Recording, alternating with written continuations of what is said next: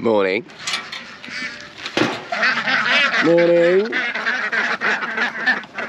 First up, I'd just like to say thank you so much for all the comments in the last video about us having a baby. Just so kind. Genuinely means a lot. So yeah, we're very excited and it's going to be a lot of fun and stress and chaos. We got some major news this year. It is just things are happening around us that are crazy. And I'm hopefully soon going to be able to tell you all about that. I know I'm being a bit cryptic, but trust me. Today I've just got little bits and bobs. Middle of May, it's actually a really nice time for sheep farmers like myself. It's the one time a year we get a bit of rest. Well, I say a bit of rest, it usually means that this is where I go off and earn some money off other people. I have some outside work. So basically this is where I go and earn my money to fund my sheep business.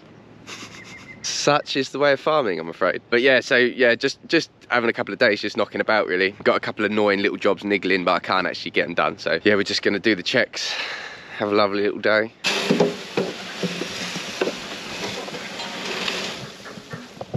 These are our 4 cage lambs, so these didn't have a mum and we reared them all on the milk, apart from that one. That one, I'm not sure actually what happened to that, but we just found it starving in the field, so brought that in, turned it around now. She is on the move.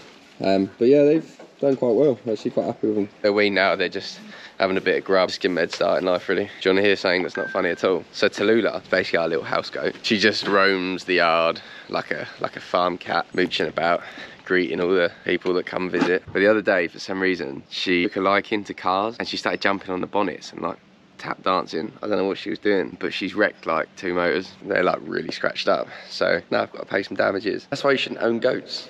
You hear that? Back to tranquility. Feeding the cows to a bit of bird song. No sheep in here. Lovely. So, friends of the channel, if you've been watching me for a while, you'll know that I'm not big into feeding stuff. Almost everything we do is completely grass reared, grass finished. But I bought a small bunch of dairy cattle. Well, they're Jersey Belgian Blues a few weeks ago and they were 5-6 months old. So I've actually ended up buying 2 tons of this. This is just crushed maize, barley, wheat, oats, beans, stuff like that. Like, it smells unbelievable. For these sort of animals, like youngsters like these, they need a bit of something to start. I didn't just fall over. Morning, you lot. How are we? I did actually only buy 1 ton and then I bought 2 more cows that are just through there. They have 0 interest in food at all. But because I bought them and wanted to keep them handy, I thought I'll just buy 1 more ton and then I'll just feed it to all of them. But it turns out they don't care at all. It was a complete waste of time. But anyway, so these 9 calves basically will have 2 tons split between them. It's £325 a ton, so £650 split between 9, about 60 quid in it. Bung's about 60 quid on them, which is going to be fine at the end of it. Back to the highlight of my day, this. Did have 1 little sheep annoyance this morning. So we've got 3 lambs that just got the wrong side of the fence. A dog walker put it on Facebook this morning, so they come through there and they were a bit worried about it. So, sheep. Actually, I think I'll open it inwards.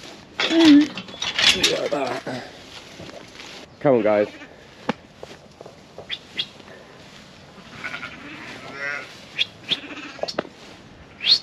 Go on. That was easy, to be fair. I'd like your advice, because I'm going to talk about cows. So let's go and have a look at the other cows. So those of you who've been watching a little while, you remember Shandy. We carved Bambi last year, this time last year. Have a little look back on the YouTube, don't forget to watch the ads. Bambi had a baby, we called it Shandy. That is Shandy now.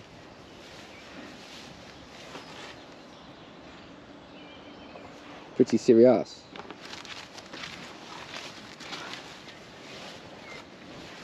Bambi, Shandy. You remember her being like that big.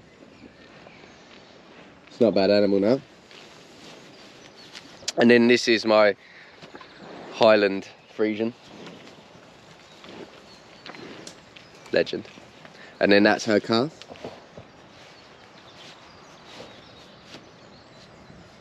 We didn't have a bull last year, we just used one that we bred ourselves. So we had a Highland cross Hereford bull.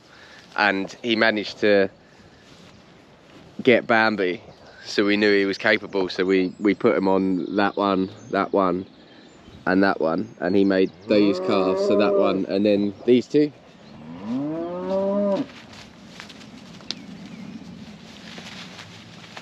My little thing that's been going on for a long time is I've been really wanting to start like a cow herd, but like a proper even cow herd, because all my sheep are all over the place because it's just sort of like what we can afford, and the cows are also all over the place. You see we've got a pure Jersey there, a blonde Highland, a Hereford Friesian, a Dexter Cross Highland, like they're all over the place, and I really want to start a bunch of cattle that are like decent, do you know what I mean? Like there's nothing wrong with these cows, don't get me wrong, but I'd like to start something that we can just have as a bit of an asset. So I had been really looking at the shorthorns. I thought about starting with shorthorns and like breeding a nice shorthorn herd, but it's just never really happened. We've never really had, mainly actually the money. Like we have a bit of land now, but mainly it's because of money. I've sort of gone around all the native routes and thinking what should we have. I've even thought about Herefords and all that sort of stuff, and I've come right back round to like a Sussex. Sort of keep going round and round in circles and like deciding what we like. Key things for me: 100%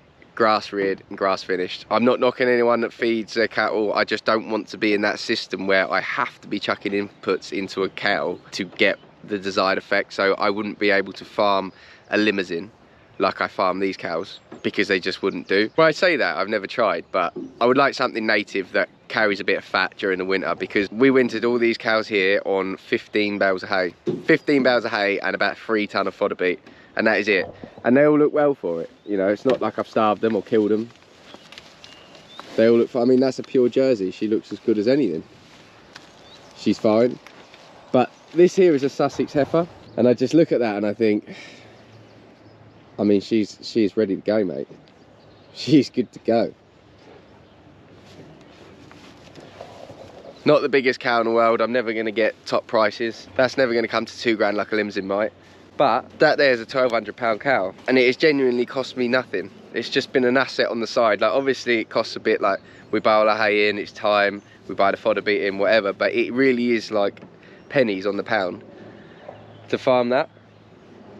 And I can't do it with loads. It's not like we could have 200 cows and do that, but just having like a dozen running about on 100 acres over the winter is absolutely fine. You can get as clever as you like about how you work out how much these things cost, but obviously the sheep keep the job going, and then these guys just filter in, and eventually you have something fairly decent to sell. That's what I want, to have something fairly decent to sell. I don't want to end up with things like that to sell anymore. I want to end up with things like that to sell. So let me know, like we've been looking at Sussex and South Devons. Let me know what you think would be a good idea, because I really am sort of heading towards that. My other idea was to rear some calves like off a dairy farm, so like my Hereford, like looking at maybe having a few of them and then putting something half smart back to them, and then you get like a nice enough calf that you don't have to look after too much. Like that, that's just a lovely little setup. And again, just the way we've done it is they've just not cost hardly any money at all. Like genuinely, for us it's all just about taking the risk out of it, so we don't have to buy inputs in to keep the cattle alive. Like they can do it on their own, and it means we're not at the top end of it, but that's fine. Like we're comfortable being here and taking the risk out of it. So let me know what you think, because apart from a couple here, I might sell up the Highland side of things and look at starting like a little herd like that for the next job of the day. We are currently leasing some land. It's not fenced, so it's all on electric like this. We're having to get the electric quite close to the ground as well, because the little lambs get under it. And you see how it's like beautifully mown down there so that the grass doesn't grow up and earth out the electric. I'm doing that. Guess what with? You're gonna laugh. Lawnmower. I know there'll be a lot of people taking the mick out of that, but I actually don't own a tractor or a mower. Far too far to bring a tractor or mower, even if I did. I looked at buying a mower that goes on the back of my quad bike. They're about 1,500 quid to buy a really bad one. So I was just like, ugh. So I got a little mower, and it makes me sound insane, but it's only about, this runs to 1,400 meters. So it's less than a mile, and it takes me about, by the time I've sort of moved some stakes about, stuff like that, maybe an hour tops to come and do this once a fortnight. And I have to come here and check the sheep anyway. So it's actually a lot less hardship than what I thought. I don't really want to be doing it, but saying that, actually, it's actually a really nice, like, mind-numbingly easy thing to do. You just get lost in it very easily. So yeah, it's just one of those things really. I wish I had all the bits, but I don't, and that's where we're at. So mower it is. So for the next hour, guys, guess what are we doing? Whew, all done. I know that seems a bit mental, but trust me, that's a minor. Of all the challenges we face trying to become farmers, like no access to land, no access to money, they're problems. They're real problems. Not having a mower, not a problem. Like, just get out there and mow it, son. You know what I mean? That is not a problem. We can get around them. That's all manageable stuff. It's not even a challenge. Access to finance, that's a challenge. But yeah, all done.